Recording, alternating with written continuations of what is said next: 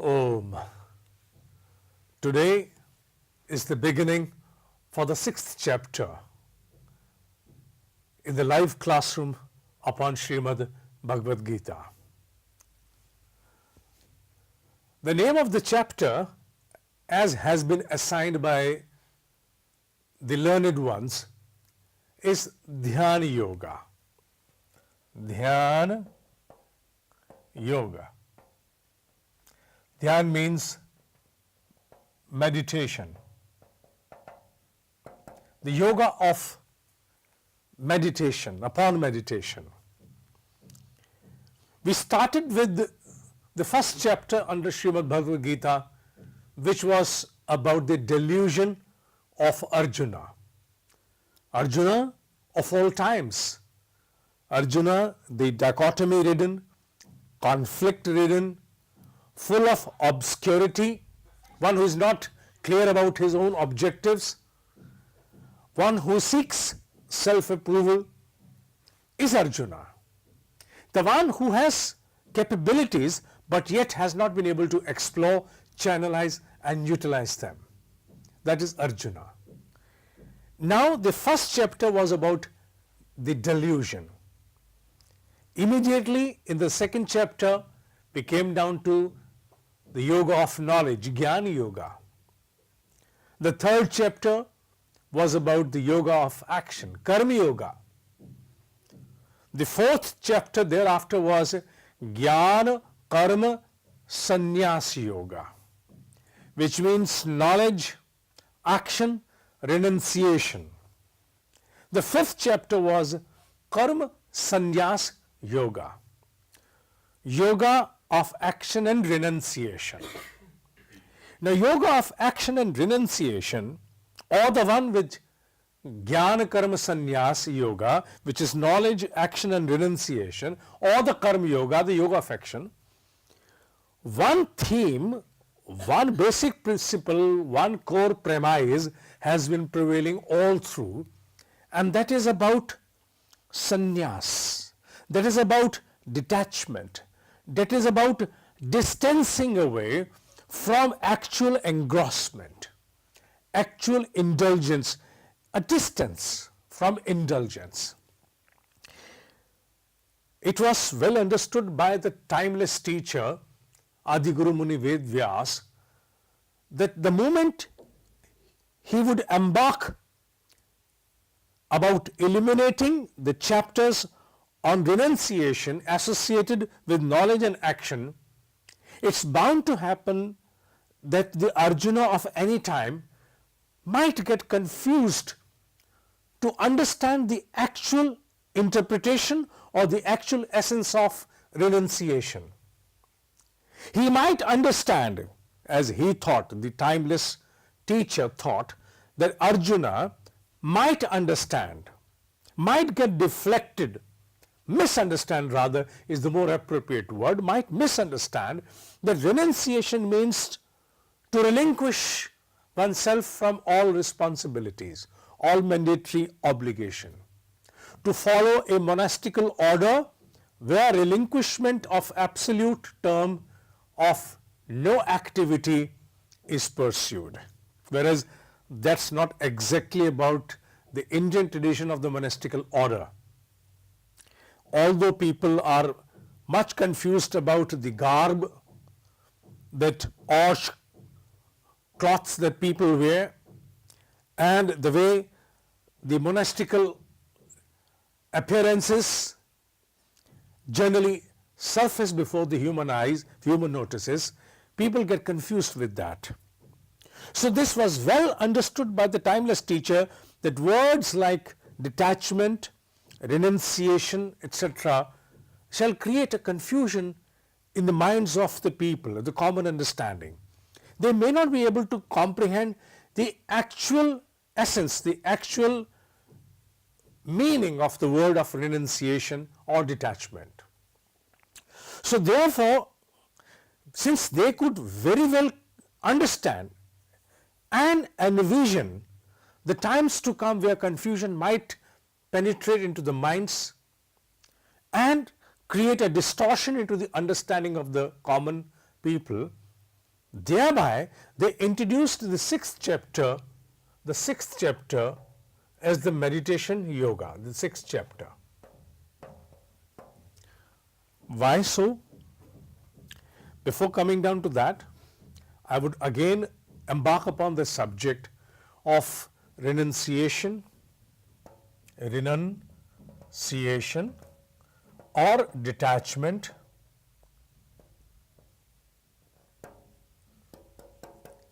Generally we term it as sannyas, that is samnyas, sannyasa, samnyas. The actual purpose of bringing the concept of samnyas or renunciation or detachment was to relieve the human insight, the human understanding from all penetrative, intruding contaminants that come in and try to melt into one's day-to-day dispensation and thwart away one's core pursuit, which should move with 100% pure energy, pure understanding and absolute focus.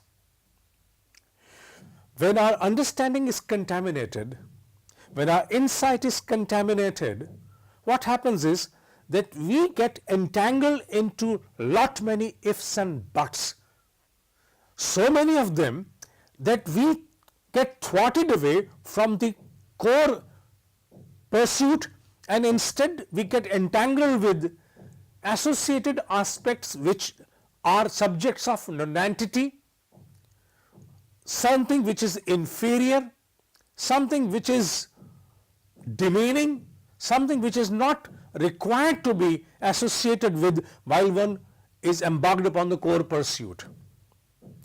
Let me make it simple by giving a direct illustration so that these words can be easily comprehended inside. For example, you have one objective in your life. You want to achieve X, anything. You want to achieve X.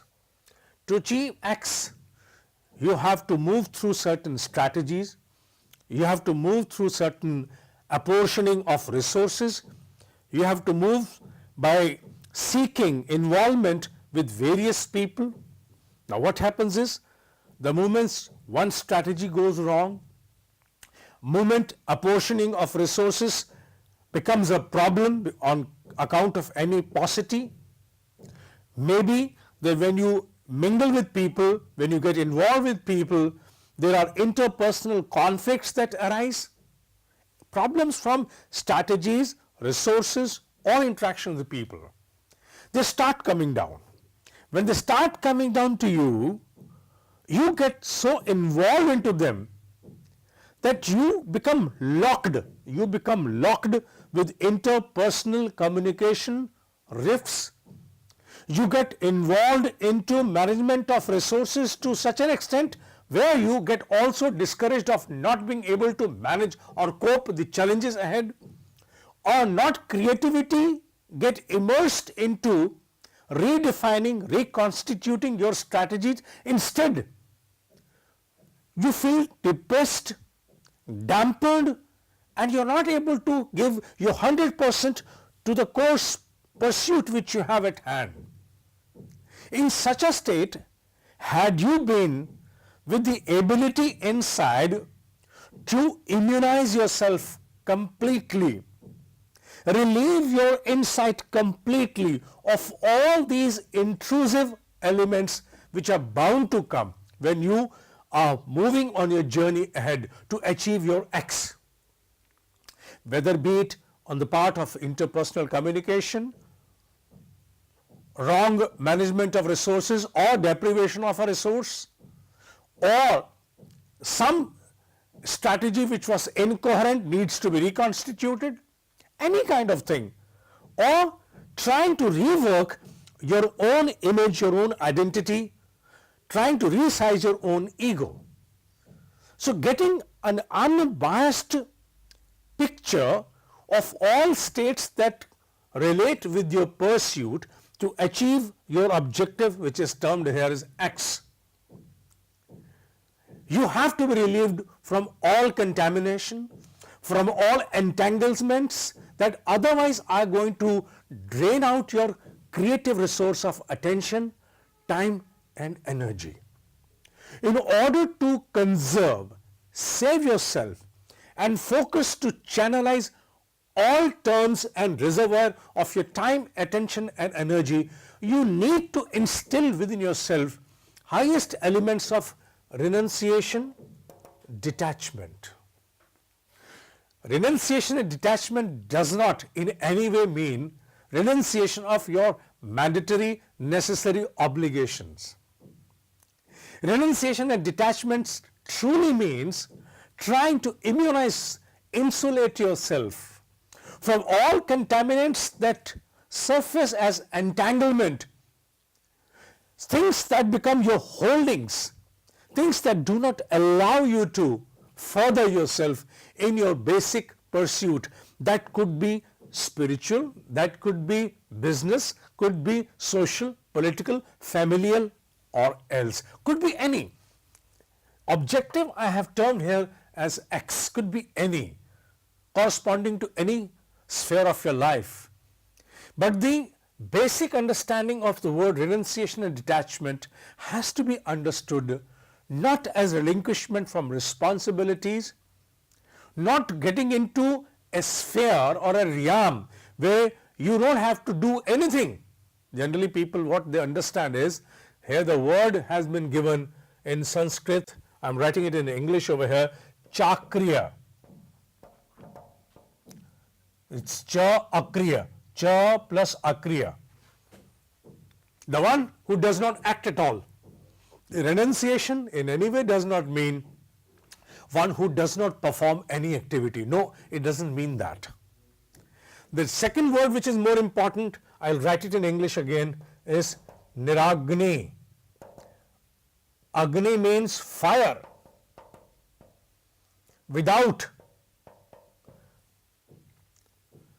Renunciation does not mean one without work.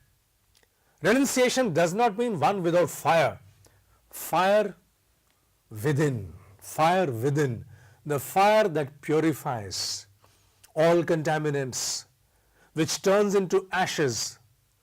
The fire that is the zeal, the fire that is enthusiasm, the fire that is courage, the fire of true determination, that is true will, the fire of wisdom, the fire of farsightedness, the fire of taking initiatives, fire of withstanding all challenges that come to extinguish your fire within.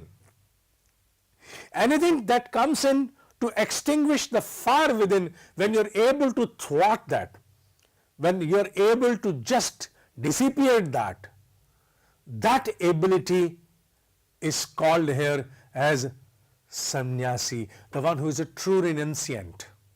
True renunciation. Renunciation, the word sannyas means one who has totally given away. One who has totally renounced the penetration or intrusion of all elements that come to thwart your time, attention, energy from being channelized or focused in pursuit of your objective X. That is called as sannyasi. Unless you have that fire, niragni, you have that fire, unless you are totally involved, immersed into your activities, unless you renounce anything and everything that comes to deviate and deflect you from your core objectives, you cannot become a yogi. Yogi. What does yogi means? When your limited self is able to transcend, when your limited self is able to transcend an atmosphere, to touch and kiss the uncharted skies of space. I'm just using a metaphor to give a small illustration about how the limited self, when it transcends the limited self, in order to merge itself into the limitless and is able to manifest many creative ideas, thoughts. That is called as yoga. Yoga is when your limited self is able to touch, come in communion, is able to enjoin. Yoga means to enjoin, to merge, become one. When your limited self is able to enjoin, come in communion with the larger entity of the higher consciousness, that is called yoga. And one may correspond to any field of life, be it business, personal aspects, spiritual or whatever. Unless you are a true renunciant, able to keep all contamination away, you cannot ever be able to embark and acquire the status of a yogi, where your limited self is able to come into communion or enjoy the higher consciousness. Higher consciousness here means a reservoir from where there is abundance of thoughts, ideas, imaginations and informations of inputs of various kind which are limitless. Your limited self is able to access the limitless. That's the true aspects of understanding a yogi. Now the first line says, so far we have interpreted the second line. Why it is necessary? Why this chapter is called Dhyana Yoga? Now coming back to that.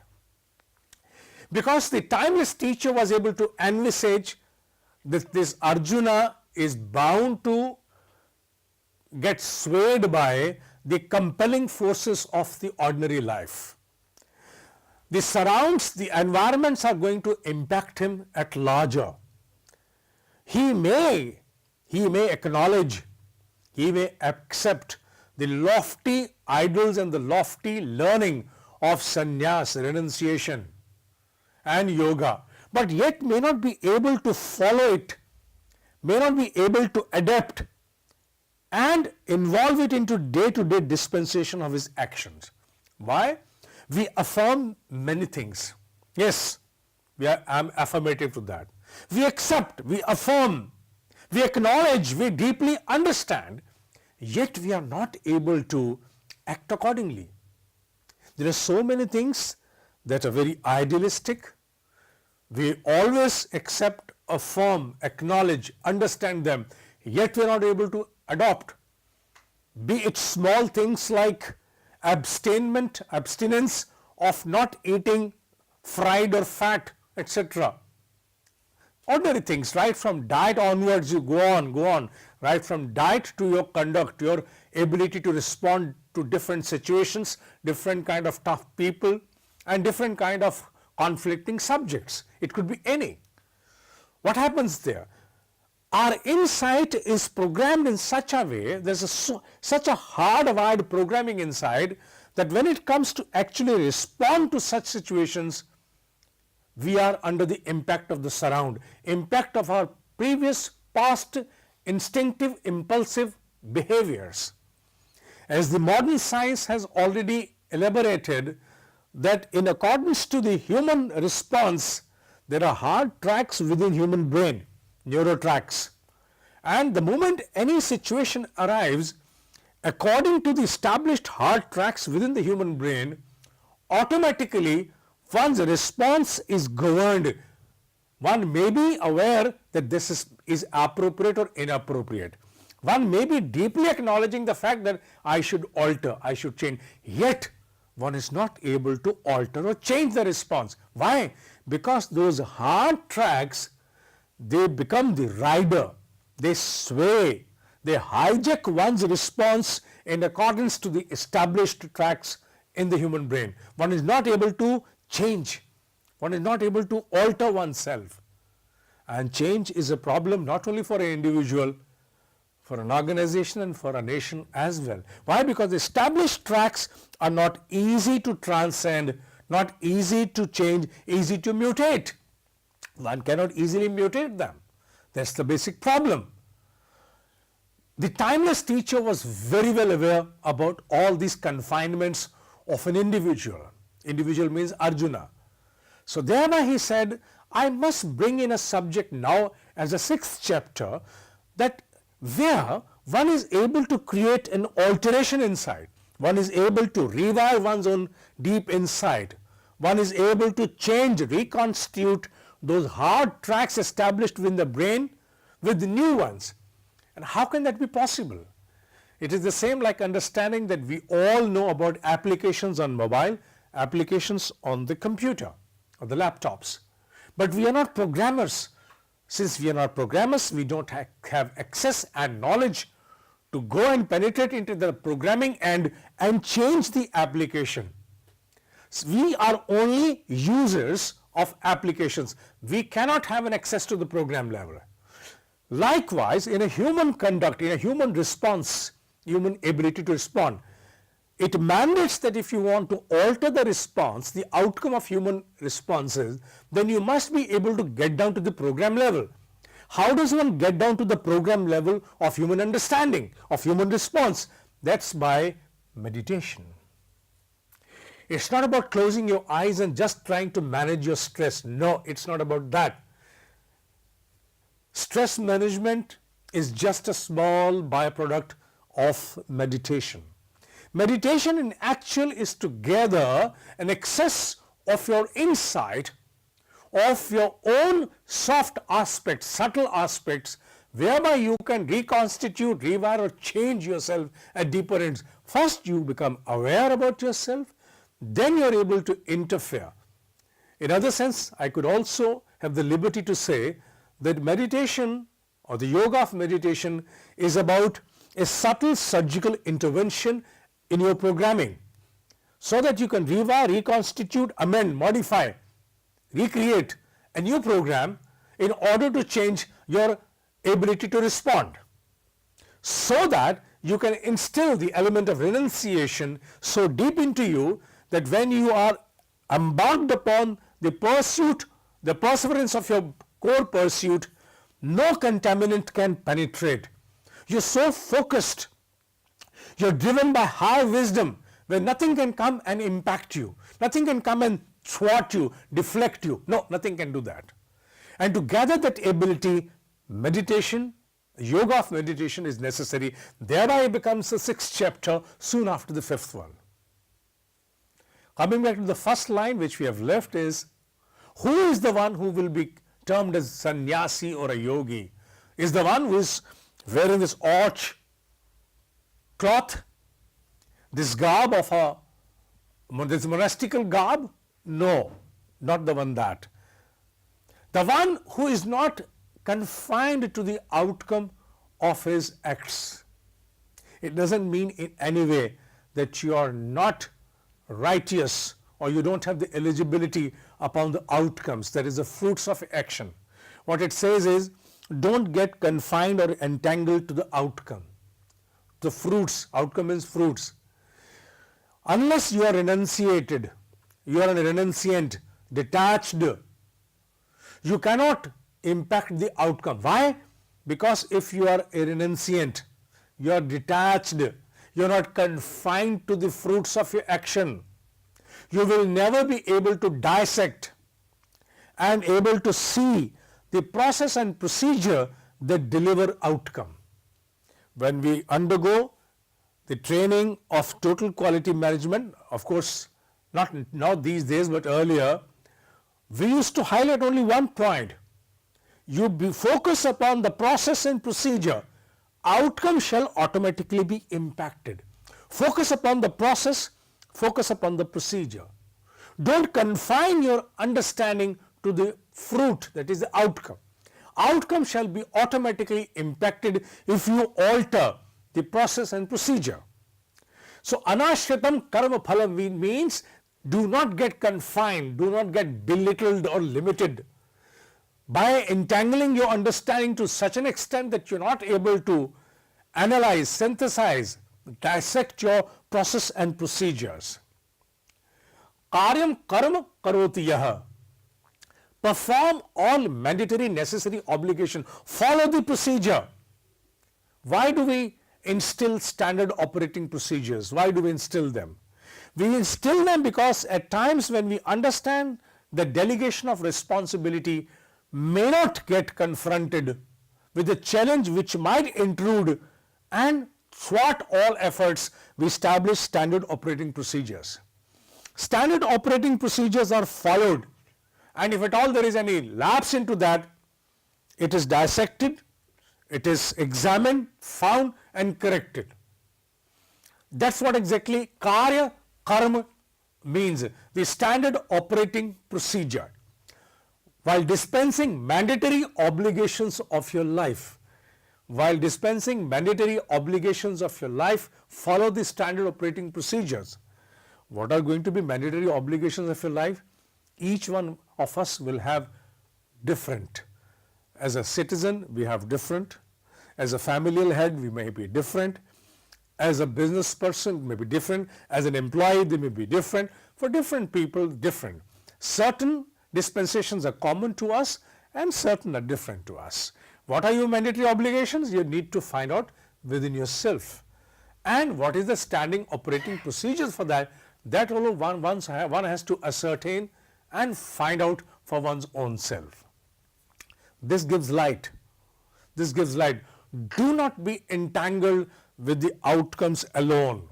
Follow the necessary mandatory obligations that you have to do in the light of the standard operating procedures of that field.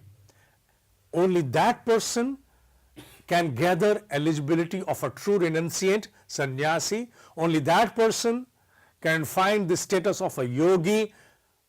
Only that person can claim the eligibility to be a sannyasi and yogi, one who has deep fire within, the effulgence within, that is going to remove all contaminants, not the one who is an idler, not the one who runs away from dispensation of mandatory obligations. And in order to gather more access, the 6th chapter starts from here on, because 6th chapter, the beatitude of Shrimed Bhagavad Gita is, in the first verse or the second one to come, it takes a lot of inference from the last chapter so that a connectivity is maintained. After about 2-3 verses, then the actual teaching of this particular chapter starts, which will be upon meditation, the understanding about meditation. Need of meditation yoga has been well given to you so that one can gather an access to the programming level of one's own understanding, one's own deep embedded ability to respond. For that purpose, this meditation of yoga has been taken up as the 6th chapter. We'll continue with the next verse in the next live classroom upon Shrimed Bhagavad Gita. From 6th chapter onwards, we are starting with a procedure to provide PDF notes to each shloka. The PDF notes to this particular verse will be made available after about 3 to 4 days from today onwards, but the next time, the moment any program shall conclude, the notes shall be available on the given link at www.dineshg.com/notes. They will be available in Hindi and English. One will have to choose the language and one can procure the notes. But today only Hindi is available. English shall be available within 3 to 4 days to come. So meet you and see you in the next class, live classroom upon Shrimed Bhagavad Gita on the 2nd verse of the 6th chapter. Till then, Om Shanti, Shanti, Shanti. Om.